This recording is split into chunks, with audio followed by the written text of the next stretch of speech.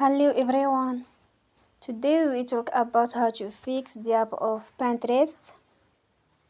We will go to settings.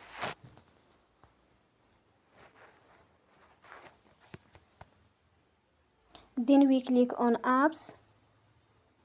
After that you will search the app Pinterest.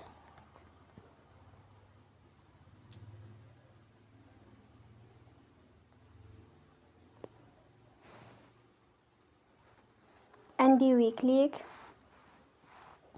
Then you will on for stop. After that you will go to storage. Then we click on clear cache.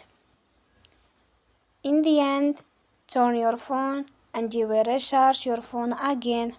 Don't forget to support us by like and subscribe. See you next time and thank you for watching.